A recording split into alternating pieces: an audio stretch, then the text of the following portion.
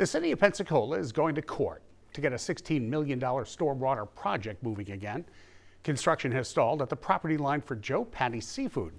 Now, a lawsuit the city filed against the seafood business claims Joe Patti's has kept city workers from accessing an underground easement that needs upgrades. Our Hannah James joins us in the studio now with more. Hannah?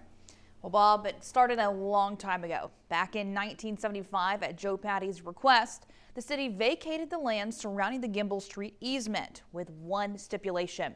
They reserved the right to access it for storm sewer and public utility maintenance.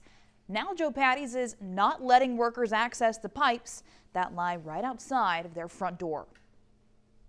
We're at the point in the project a few years into this conversation where we have to make a decision, or we're going to be putting our taxpayers in a pretty difficult spot. Pensacola Mayor D.C. Reeves says for the last 3 years, the city has been working with the Patti family to find the best way to access an existing underground easement.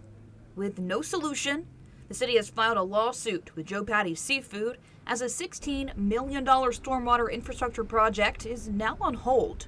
Some streets just get a lot of water kind of flooding down them. I haven't noticed a ton of standing water anywhere, but we live off East Street kind of right over here, and East Street kind of turns into a kind of a big river just all flowing south, So there's definitely a decent amount of water coming through. The upgrade project began this year. The goal is to fix flooding problems what the city has outlined as the Main Street Basin. That 517-acre area stretches from Pace Boulevard to A Street and houses about 5,000 residents. The city already has an easement along Gimble Street with stormwater pipes underneath Joe Patti's parking lot to divert floodwater to the bay. I mean, at some point that water has to go somewhere, and it just sheet flowing into the bay isn't going to be, a viable option. The lawsuit says Joe Patti's has refused city workers access to the Gimble Street easement and even threatened to call law enforcement for trespassing. The mayor says it's their right to dig up the pipes, but they've been trying to work with the Patti family. We have collaboration, and again, I don't want to in any way suggest that every family member is against it or anything like that, but we just have reached that critical point to say, okay, well then we're going to have to go the way that the city legally can get the water out, and we'll have to kind of we've exhausted our options of a conversation about going this other direction. Neighbors in the basin say the city has already tried to fix the flooding, but the problem persists.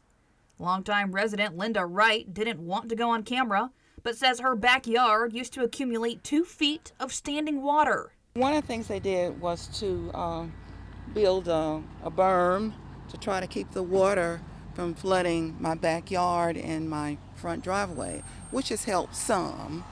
And then also right at the corner of C and Gregory, they also kind of put in, I don't know what it's called, but it's kind of like a dip in the road that kind of helped the water to flow, from Gregory Street down to Garden Street, which has helped some, but it's still a big issue when we have a lot of rain. It still settles there, and it settles in my driveway. The mayor acknowledges the Patti family's contributions to Pensacola, but says the standstill has to end. I love that place the same way we all love that place. We are trying to be at least of a detriment as possible, but we do have stormwater relief for 5,000 residents. We have, for 10% of our city is going to get stormwater relief from this project. It's something that we can't sit on for another year or 2 years, given where we're at.